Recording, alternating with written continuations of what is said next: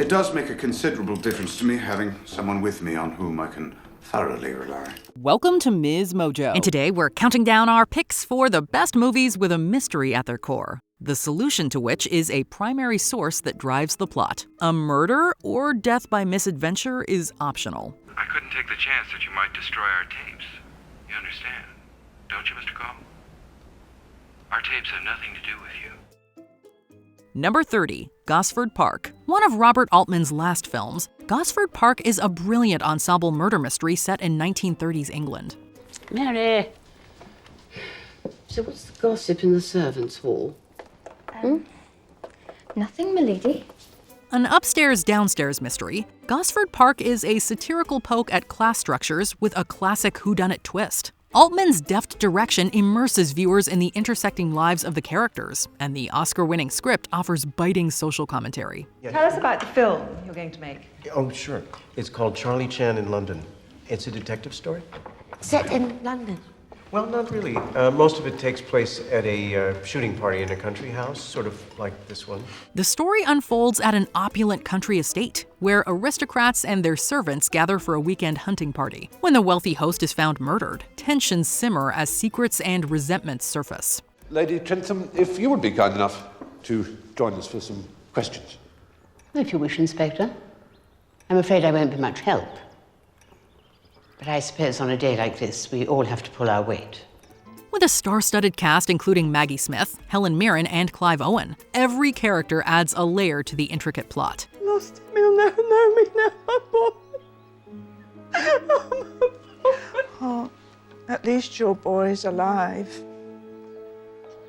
He's alive. That's what matters. Number 29, Prisoners. Alex Jones, unfortunately, has the IQ of a 10-year-old. There's no way that someone with the IQ of a 10-year-old could abduct two girls in broad daylight and then somehow make them disappear. Director Denis Villeneuve may be known today for his science fiction efforts, but Prisoners from 2013 is a great example of how the director was able to craft a compelling mystery. The question of who abducted a pair of young girls resides at the center of this film's narrative. This already tense scenario is enhanced by the strong performances of its leads, Jake Gyllenhaal and Hugh Jackman, although the entire ensemble here is great. Prisoners asks a lot of questions from its audience, specifically concerning justice, punishment, and parental quests for difficult answers. You think someone's looking out for our girls the way you're looking out for him? Oh. It's been 5 days now, man. We're running out of time. The journey is more than worth this weighty subject matter, however, making Prisoners a film that you'll likely not soon forget. You're saying that the girls are still out there somewhere. How did Bob Taylor get those clothes? How did the parents positively ID those clothes? Number 28, Minority Report. Why'd you catch that? Because it was gonna fall. You're certain? Yeah, but it didn't fall. You caught it. It's clear that Steven Spielberg has always been interested in the intersection of conspiracy and sci-fi. One of his first films, Close Encounters of the Third Kind, introduced audiences to mysteries hidden in plain sight. Years later, Minority Report took his vision further. Spielberg presents us with a high-tech dystopia where pre-crime officers arrest people before they can commit crimes. Tom Cruise stars as John Anderton, a dedicated cop who suddenly finds himself the system's target. Anderton's flight from the law is replete with the action-heavy sequences we've all come to associate with Tom Cruise. So, the film also deftly explores themes of free will versus determinism, casting doubt on the seemingly infallible technology controlling society. If you don't go through with this, my family gets nothing. Okay? You're supposed to kill me. You said you would. He? Who's he? Number 27, Soylent Green. This is very important. I can't help you. Forgive me. It's destroying me. What is? The truth. The truth Simonson told you? All truth. What is it? What did he confess? Soylent Green is that rare conspiracy flick that imagines a bleak future rather than focusing on the bleak present. It's a dystopian tale set in a 2022 with overpopulation, corruption, and environmental collapse. Grizzled NYPD detective Robert Thorne, played by Charlton Heston, investigates the murder of a wealthy businessman tied to the powerful Soylent Corporation. Thorne's search for answers uncovers shocking truths about the world's food supply. Edward G. Robinson's moving performance as Thorne's wise, world-weary friend Saul adds a much-needed human touch, a contrast from the bleak universe of the movie. I know. When you were young, people were better. Oh, nuts. People were always rotten. When the world was beautiful. Number 26, Shutter Island. What the hell, boss? I'm your partner, for Christ's sake. We just met, Chuck. You've been on the beat for a long time. You got a duty, you got a career. What I'm doing, it's not exactly by the book. This film from Martin Scorsese has, depending upon who you ask, one of the most successful or predictable twists in mystery history. Thankfully, the execution here is tense and stylish enough to make the entire viewing experience worthwhile. Actually, make that multiple viewing experiences, because those that don't pick up on the twist will adore catching all the signals during round 2. Don't you get it? Everything you were up to, your whole plan, this is a game. All of this is for you. You're not investigating anything. The premise of a mysterious remote mental hospital is a creepy one. Shutter Island delivers all of the disturbing and compelling imagery we'd expect from Scorsese's journey into this genre. Listen, Rachel Solano didn't slip out of a locked cell barefoot without any help. I think she had a lot of help. Maybe Paulie's sitting up in his mansion right now, rethinking his whole attitude. Number 25, Gone Baby Gone. You ever investigated an abduction before? I think Mrs. McCready was hoping we could help with the neighborhood aspect of this investigation, the people, you know. How old are you? I'm 31. Ben Affleck proved that he could direct as well as act with this satisfying thriller from 2007. Gone Baby Gone deals with the troubling subject of child abduction and is set within Affleck's beloved city of Boston. This location becomes a character unto itself as Michelle Monaghan and Casey Affleck's detectives attempt to solve the case. So you knew Detective Brisson? It's not like we were best friends. But you lied. Why'd you call Remy? He's a cop. That's not why you called him, Lionel. An outstanding supporting cast assists along the way, one that includes Morgan Freeman and Ed Harris. Critics also seem to approve, since one Dutch reviewer even remarked how this adaptation of the Gone Baby Gone novel was superior to its source material. You know, if Amanda dies because of this, I won't have to hold it against you. You'll hold it against yourself for a long, long time. Number 24, Charade. Well, wasn't it Shakespeare who said when strangers do meet in far-off lands, they should ere long see each other again? Shakespeare never said that. How do you know? 2 years after dazzling audiences in Breakfast at Tiffany's, Audrey Hepburn co-starred with Cary Grant in Charade. That's the trouble, you're too old for me. Can't you be serious? Oh, you just said an horrible word. What did I say? Serious. When a man gets to be my age, that's the last word he ever wants to hear. I don't want to be serious. Mystery, suspense, romance. Charade has it all. Part romantic comedy, part crime caper, the two superstars ride the waves of intrigue and romance from the Alps to the streets of Paris. The chemistry between Audrey Hepburn and Cary Grant is electric. Where's the money? I don't know. They killed Charles to get it, but he must not have had it with him on the train. So they think he left it with you? But he didn't. I've looked everywhere, and if I don't find it, they're going to kill me. After a lovely mountain vacation, Regina returns to Paris and discovers her murdered husband's double life and missing fortune. She's drawn into a dangerous chase with Peter, a man of uncertain loyalties. With clever twists, sharp dialogue, and a memorable score by Henry Mancini, Charade captivates with each turn. Charade balances tension and humor, while immersing the viewer in a memorable European mystery. You're running out of time. I've come too far to turn back. I swear I'll kill you. Make up your mind, Mrs. Lambert, now.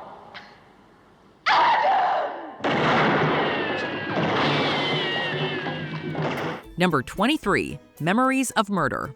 뭔 사진을 들여다보고 있냐, 작품만 날아가시지.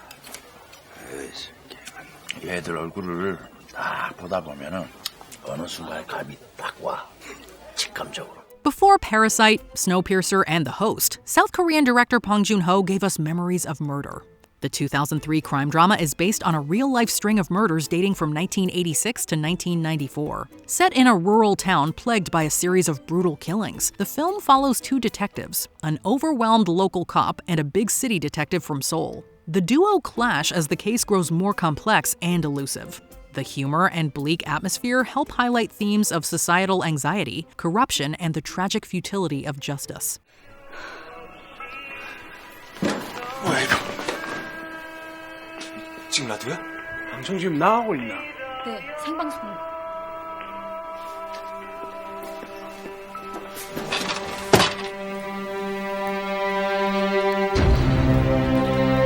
아, 우시네. 비상사태부터 날리고. The cinematography and unsettling realism draw viewers into the detective's escalating desperation.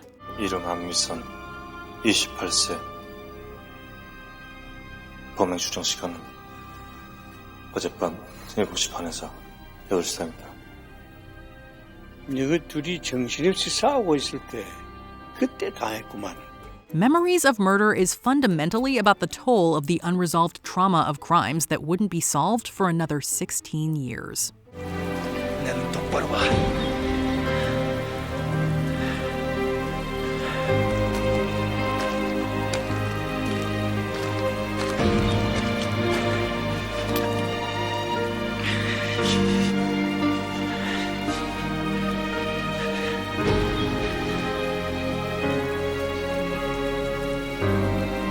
Number 22, Clue.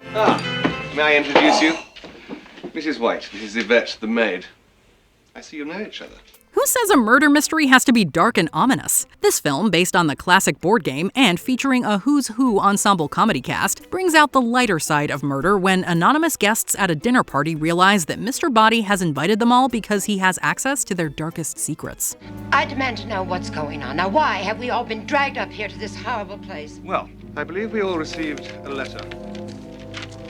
My letter says it will be to your advantage to be present on this date because a Mr. Body will bring to an end a certain long-standing, confidential, and painful financial liability. Faced with blackmail, one of the guests takes the opportunity to murder him while the lights are out.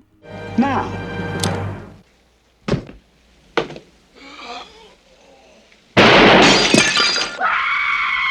Now, the guests must discover the true identity of the killer before they are killed next. When the film was originally released, different theaters were given one of 3 endings to create a unique viewing experience for each audience, so it's not surprising that Clue ultimately attained cult status. Start of the evening, Yvette was here by herself, waiting to offer you all a glass of champagne. I was in the hall. I know because I was there. Number 21, The Long Goodbye. Sit down! Sit down, Mr. Marlowe. Don't dirty up my joint. Sit down, right here. Director Robert Altman was one of the fresh new faces redefining the film industry during the 1970s. His adaptation of Raymond Chandler's The Long Goodbye helped usher in the era of neo-noir crime films. Didn't he tell you where he was going? No, we're usually not speaking when he leaves. How long's he been gone? Almost a week. A week? Weren't you worried? I mean, waiting a week before you call somebody to find your husband.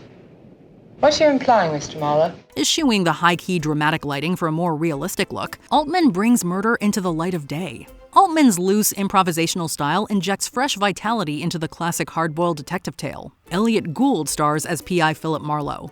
Listen, Harry, in case you lose me in traffic, this is the address where I'm going. You look great.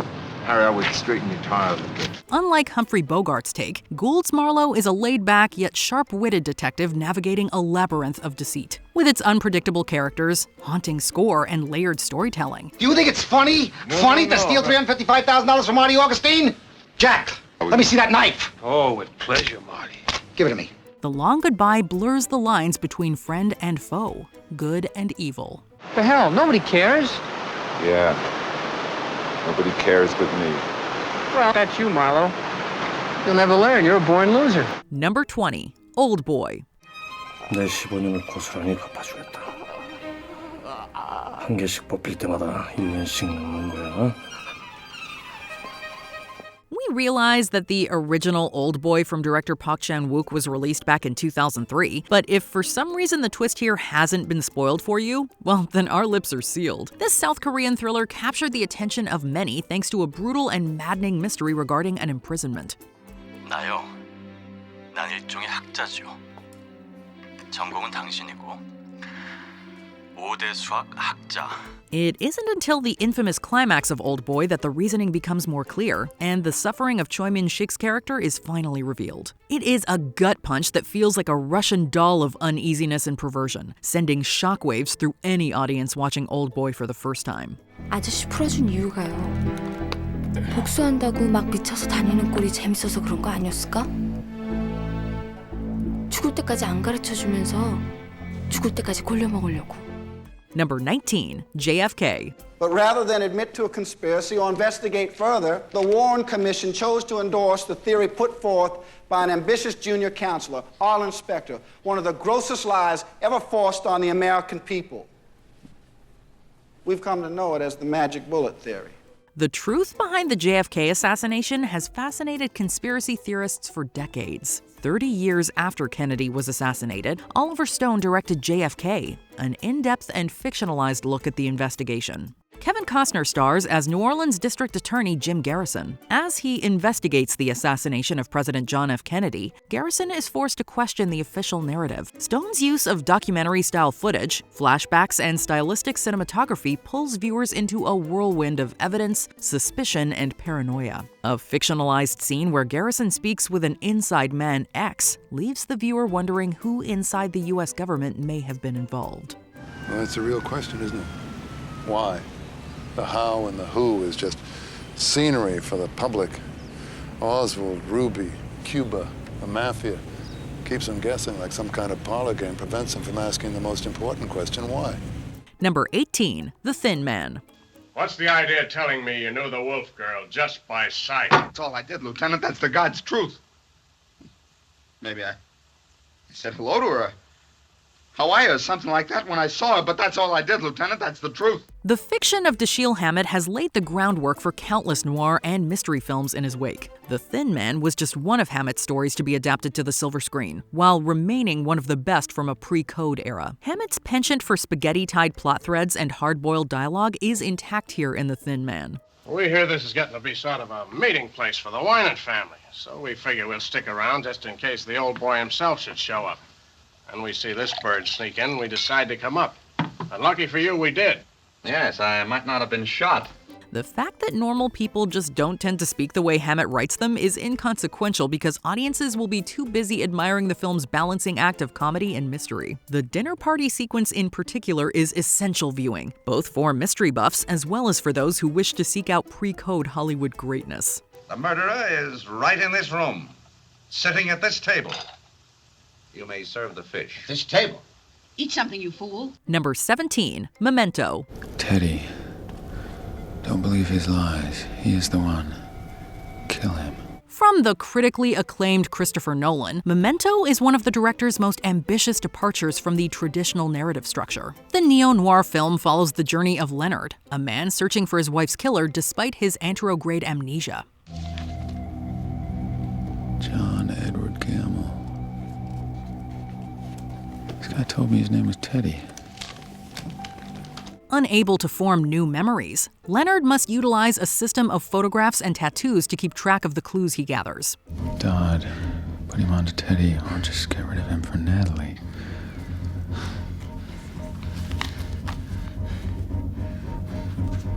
Dodd. Chronological black and white sequences give the audience the background leading up to the murder, while color sequences follow the murder in reverse chronological order. The effect is a masterfully complicated story that keeps the audience on the edge of their seats until the separate portions meet at the end and make Memento a truly unforgettable flick. Number 16, Knives Out. We're ready for you now. We'd like to see you one at a time. All right. I'll go first. I'm assuming this will all be wrapped up before the memorial tonight. Brick director Rian Johnson breathes new life into the Agatha Christie-style whodunit with Knives Out. When wealthy crime novelist Harlan Thrombey is found dead, every member of his eccentric family becomes a suspect. Enter Benoit Blanc. We did not get into it. I'm just trying to get an accurate impression. Holland took you aside at the party. When you returned, you were chastened. What did Holland say to you? A charmingly unconventional detective played by Daniel Craig. Armed with a sharp eye for deception, Blanc expertly unravels secrets, motives, and alibis. The pacing keeps the mystery engaging and unpredictable, with witty dialogue and vibrant characters keeping the audience glued to their seats. Mr. Hugh Ransom Drysdale, you might tell us all why you hired me. Why I hired you? The film's success paved the way for Glass Onion, a sequel that leans into Blanc's silliness as he untangles new puzzles on a billionaire's secluded island. It's like putting a loaded gun on the table and turning off the lights. Number 15, The Manchurian Candidate. I wanted a killer from a world filled with killers, and they chose you. Because they thought it would bind me closer to them. Long before solving mysteries as crime writer Jessica Fletcher, Angela Lansbury was at the center of a mysterious conspiracy in The Manchurian Candidate. The film follows Raymond Shaw, a Korean war hero. Thanks in no small part to his mother, played by Lansbury, Shaw is unknowingly programmed to become an assassin in a communist conspiracy. Frank Sinatra stars as Major Bennett Marco, investigating the sinister forces controlling Shaw. The Manchurian Candidate presents a labyrinthian tale of mind control, deceit, and political machinations. The film is a Cold War classic, a deep dive into the world of power, influence, and manipulation. You ought to forget everything that happened at the senator's house. Do you understand, Raymond? You'll only remember it when I tell you so. You ought to forget about it. Do you understand? Yes, sir. Number 14, The Third Man. Had a bit of a shock, haven't you? You could do with a drink. Could you buy me one? I haven't got any Austrian colas, thanks. In the aftermath of World War II, Vienna was a hotbed of political and criminal intrigue. That is the backdrop of The Third Man, easily one of the greatest film noirs of all time. The film begins by following American writer Holly Martins, a new arrival searching for his old friend Harry Lime. He's devastated to learn that Harry has apparently died under suspicious circumstances. There was a third man there. I suppose that doesn't sound peculiar to you. I'm not interested in whether a racketeer like Lime was killed by his friends or by an accident. The only important thing is that he's dead. But Lime was no angel, and his murky past immediately pulled Holly into a dangerous criminal game. As Holly investigates both Harry's mysterious life and even more mysterious death, he is thrust into Vienna's black market underworld. With striking cinematography, angular shadows, and Anton Karas's zither score, The Third Man creates an atmosphere that is as thrilling as it is unsettling.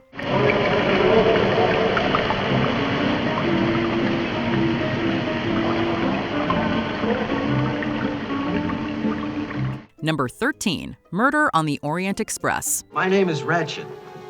Do I have the pleasure of speaking to Mr. Hercule Poirot? The pleasure, possibly, Mr. Ratchet. The intention, certainly. You asked me for a light.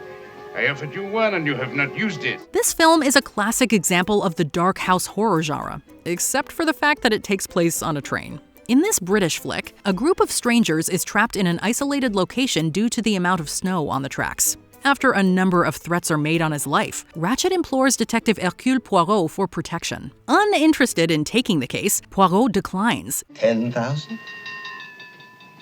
15,000. Mr. Ratchet, I have made enough money to satisfy both my needs and my caprices.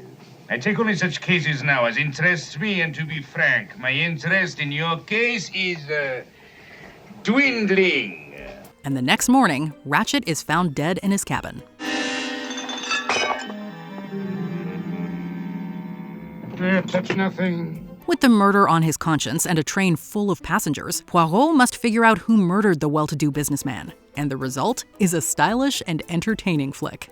I think the police at Brad would prefer the simplicity of the first solution. Number 12, Who Framed Roger Rabbit? I just don't believe it.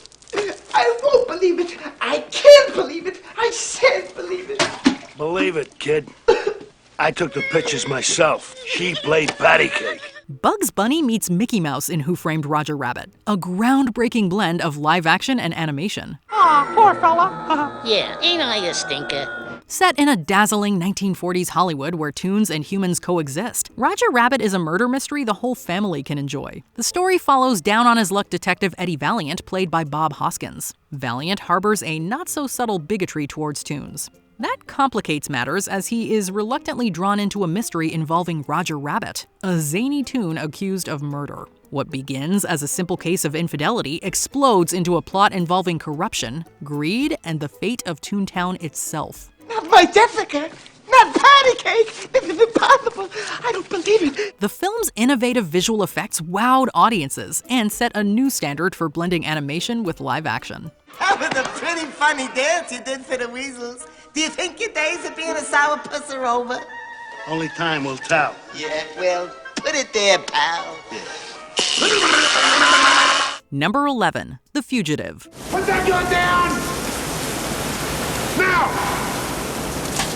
Hands up! Over the head! Turn around!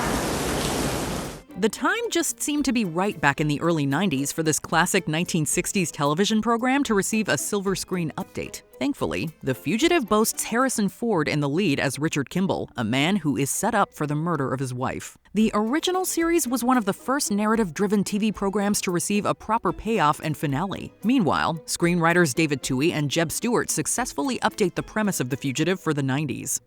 Officer, there's a man in a blue top coat waving a gun and screaming at a woman. Stop that man! He's a U.S. Marshal!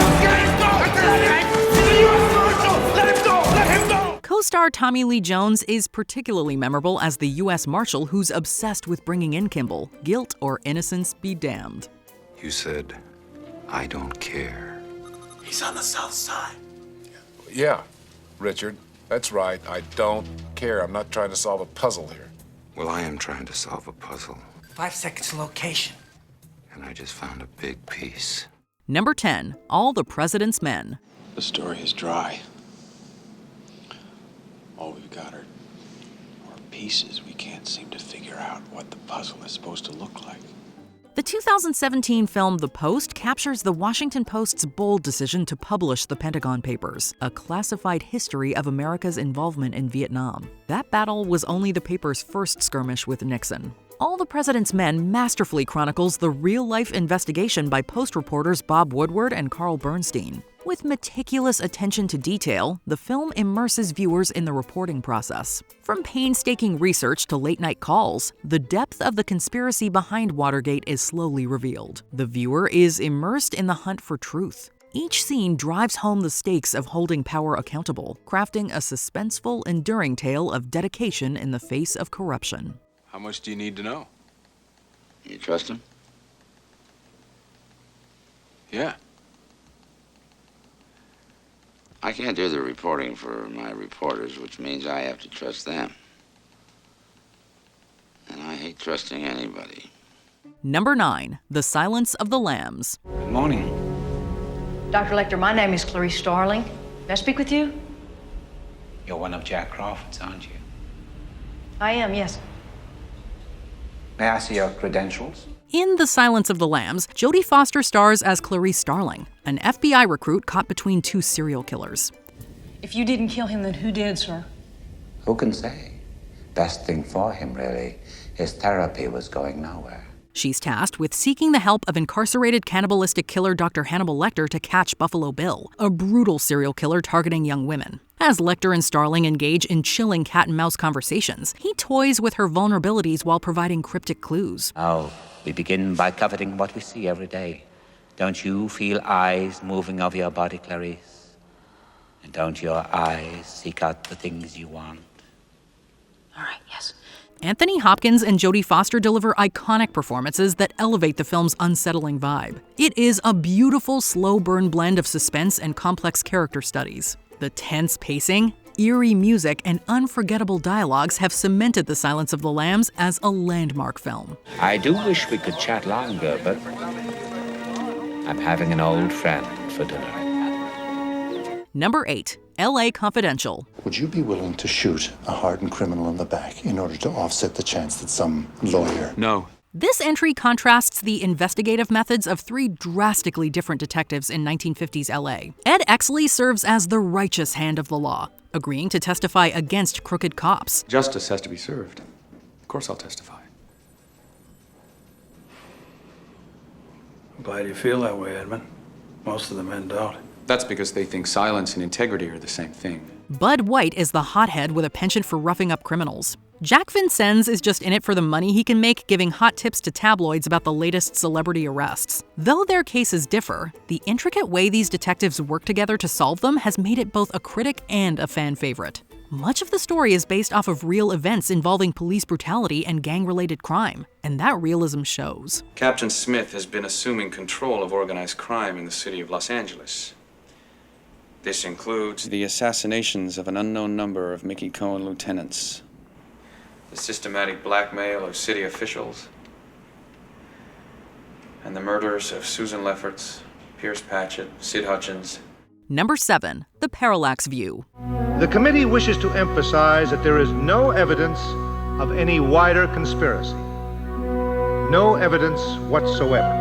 One of the most interesting things to come out of New Hollywood cinema is the complete subversion of the protagonist. The good guy didn't always win. There is no better example than The Parallax View, a chilling tale of political conspiracy. The film follows journalist Joe Frady as he investigates the assassination of a U.S. senator. Frady quickly discovers the existence of a shadowy organization that recruits individuals for covert political killings. At first I thought these killings were related only to the Carroll assassination. It's much bigger than that. Whoever's behind this is in the business of recruiting assassins. As Frady digs deeper, he becomes ensnared in a dangerous game of cat and mouse. As the story progresses, the line between victim and perpetrator becomes increasingly blurred. Number 6. The Conversation. Those tapes are dangerous. You know what I mean. Someone may get hurt. In between directing the first two Godfather films, Francis Ford Coppola delivered a woefully underappreciated masterpiece. Gene Hackman takes the lead as Harry Call, an audio surveillance expert. Hired by a shadowy figure known only as the director, Call uses his skills to surreptitiously record a conversation in a public park. The conversation, he learns, may or may not be part of a murder plot. As Call listens to the audio, he becomes increasingly obsessed with the lives of those he's spying on. Both his moral compass and sense of reality start to fracture. The cinematography and audio design are meant to make the audience uncomfortable. They are forced to figure out the lines between privacy and guilt, and between security and manipulation. Jack Tar Hotel, 3 o'clock, room 773. You'd kill us if you got the chance. Number 5. M. Dass ich dir auch schon mal gesehen habe, wie du hinter der Kleinen aus dem 4. Stock der Treppe aufgegangen bist. Du bist wohl verrückt, du Schweinskerl! Wer ist ein Schweinskerl? Ich oder er, der Herr die kleinen Mädchens hier ist? Saukerl, du! The oldest movie on our list comes from Austrian-German filmmaker Fritz Lang. After a series of child murders, the police tried desperately to find the killer by shaking down known criminals. Verheftung der Passkontrolle, Durchsieben der ganzen Stadt, Razzien. Immer neue, immer schärfere Razzien.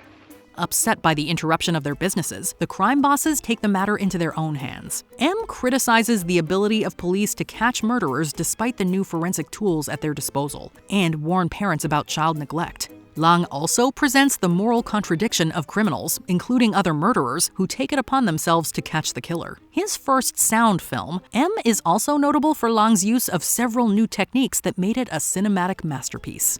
Hey, warum habt ihr den Strickleiter hochgezogen? Idioten.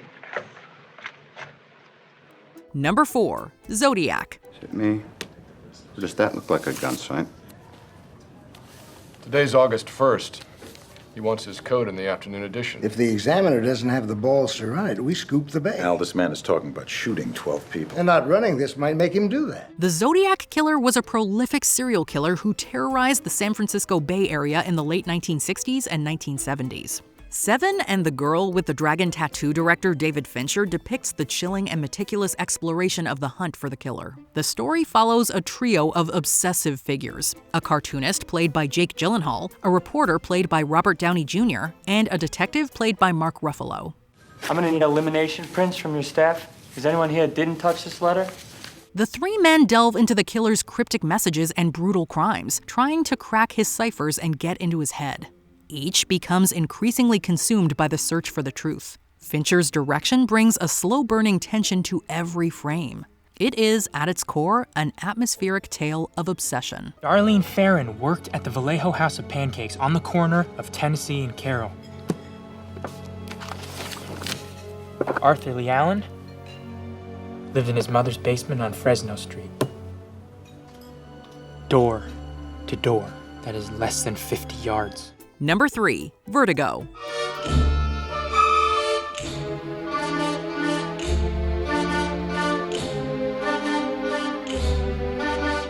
It took a director with a pedigree the likes of Alfred Hitchcock to knock Citizen Kane from atop its perch of Sight and Sound magazine's great films of all time list. Still, it's easy to see why films like Rear Window and Vertigo remain so beloved, since it taps into Hitch's legacy as the master of suspense. Vertigo remakes the French novel D'Entre les Morts with a remarkable amount of style. Well, it's a cinch. Here, I look up, I look down. I look up, I look down. This can be seen in the ways Hitchcock displays the crippling fear of heights that torments James Stewart's detective John Scotty Ferguson. Additionally, Ferguson's history of regret and trauma makes his character interesting, as Vertigo taps into our own paranoia and phobias as misdirected members of Hitchcock's captive audience. Don't you see you've given me something to work on now? I'm going to take you down there to that mission this afternoon, and when you see it, you'll remember when you saw it before, and it'll finish your dream. It'll destroy it, I promise you. All right? Number 2, Chinatown. What seems to be the problem? My husband, I believe, is seeing another woman. No. Really? I'm afraid so. I am sorry. This Roman Polanski film tells the story of Jake Gittes, a small-time PI who spends his days chasing cheating husbands. How'd you get past the guard? Well, to tell you the truth, I lied a little. You look like you've done well by yourself. I get by.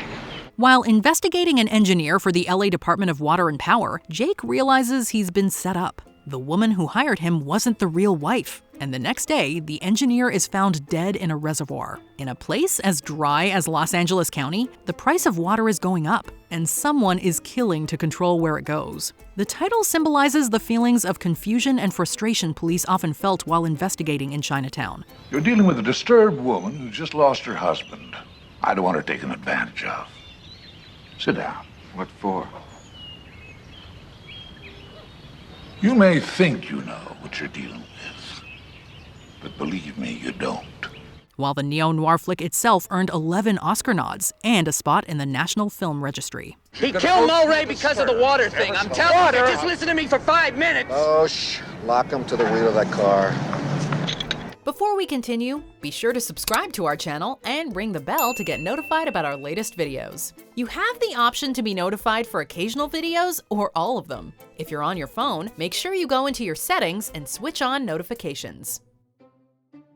Number 1, the Maltese Falcon. Why were you tailing Thursby? I wasn't. Miles wasn't. But the simple reason we had a client. Who's the client? Sorry, I can't tell you that. Be reasonable, Sam. Give us a break, will you? The Maltese Falcon isn't just the best whodunit movie. It's also arguably the most important one, alongside 1946's The Big Sleep. Approached by a beautiful bombshell to find her missing sister, Detective Sam Spade quickly finds himself in a complicated murder plot with a priceless Falcon figurine in the middle.